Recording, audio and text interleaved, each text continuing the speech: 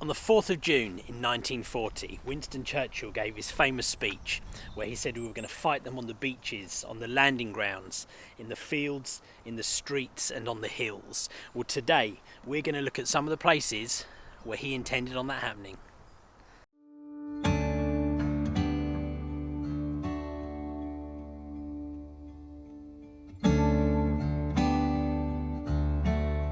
Between the 27th of May and the 4th of June 1940, the Dunkirk evacuations took place on the west coast of France. That event pretty much concluded the Germans' occupation of France in 1940, and we had retreated back to our own country, to Britain. And at that stage, we pretty much assumed that Hitler's plan would be to try to invade Great Britain, invade England at that point. Winston Churchill addressed the Houses of Parliament, gave his famous speech about how we would defend our country and we would fight to the end. Well, in order to do that, we needed to try to create some defences in case we were subject to an invasion from the Nazis. So we set about doing just that. The original defences set up with a set of coastal defences, but behind that we created some secondary lines in case the enemy forces were able to break through from the coast. Well, today we're looking at one of those lines, and that was the GHQ Stopline in Surrey. It actually stretched all the way across from Kent all the way to Somerset. It was a southern defence line based on helping the defence of London if we were invaded from the south. The defences consisted of a set of anti-tank traps, barbed wire, and of course strong points like bunkers, and some of those still remain today. And in fact, right here behind me, we're going to look at one very shortly. We're just outside the village of Shalford in Surrey, which is south of Guildford. And around Shalford, there are a few key points which still exist with the GHQ Stopline. And the first point we've come to here, so we're just by the River Way. You guys can kind of see the river down here behind me. We're on a raised piece of ground, which would make sense for a defensive structure like this. You can see pretty much 360 degrees. We've got low ground behind me in this direction. We've got the low ground over there where the river runs past, and on the other side of the bunker we've got some low ground too. So this was really positioned in a great vantage point to be able to see all around. We're going to have a look. We're going to try and see if we can go inside, and then from here we've got another couple of points around Shalford that we are going to have a look at.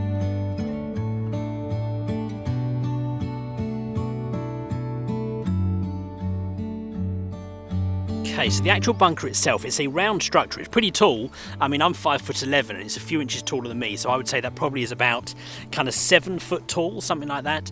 And all around it, you can see these gun placement points. They're set up with a fairly kind of standard sort of defensive structure, so it's a wider opening looking out, but a narrower opening looking in.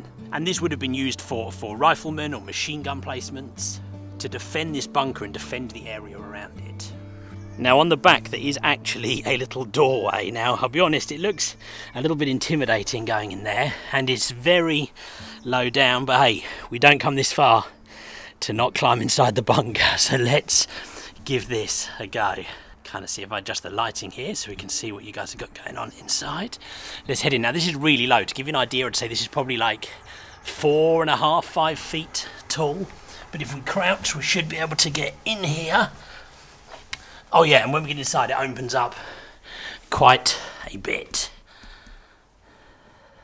Now it's pretty dark to see in here, and unfortunately, as always with these kind of structures, they have been suffering a bit from vandalism, graffiti. But you can see in here, so you can see these different portholes or gun points facing out in every direction, and kind of each of them have like a kind of a base and some kind of bracket, which I suspect maybe was for mounting like a machine gun, something like that. And they move all the way around. It's a lot taller when you're in here, so I'm actually standing up right now in the middle of the bunker compared to the doorway, which obviously was a lot shorter. And then looking out the portholes, you really can see the vantage point that you get. So where this is positioned in the high ground, it really does give you quite a nice field of view, especially with all the different holes that you have. You really do see the enemy coming. So I should realise there's quite a cool sign here which tells us a little bit about it. Okay, so I won't read this word for word. You guys can pause the video if you want to read it fully. But it basically tells us that, as we suspected, this was built for World War II in 1940, actually as part of 5,000 of these bunkers that were built as part of the GHQ defence line. So there we go, that is one of the many, and in fact more than 5,000 as we know, bunkers built as part of the GHQ defence line. Now, I should say at this point, this defence line was not designed as the perfect solution for defence. In fact, where the army had been weakened and we were still rebuilding tanks and things like that, it was felt that the best option was for us to try to create this static line. But the problem is with the static line is it creates a fairly immobile force, meaning it is limited. It has to be slower to react, and of course it needs more infantry and troops to be able to spread out and cover the length of it. But at the time in 1940, we were assuming that an invasion was imminent and we had to be ready as quickly as we could, and that's where the idea of the GHQ Stopline came from. Later on, once the forces had been rebuilt, we actually moved to a kind of less of the stop line and more of what we called a nodal defence points, enabling the army to be more mobile and more reactive if there was an invasion. We're actually going to touch on some of that in a future video, so make sure you subscribe if you haven't already to keep an eye out for that one.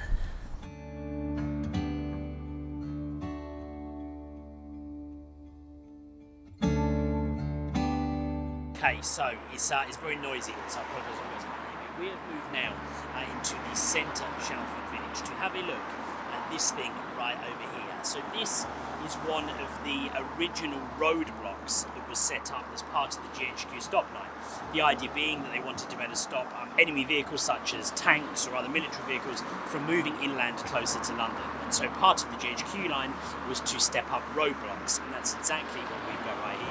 Now, as I said, this would have been part of a roadblock that would have run across the road to the other side over there, and I'm assuming there would have been some kind of sort of structure that would fit in here that would run across to the other side. I suppose that you could then put troops behind, infantry, or maybe even vehicles of your own, a tank or, for example, something behind. Now, this is the main road that runs through towards Guildford and eventually could take you inland towards London, and so I suppose that's why it was needed to be defended. Now, there was actually a plaque here, which I know from experience did have a little explanation of what used to go on here.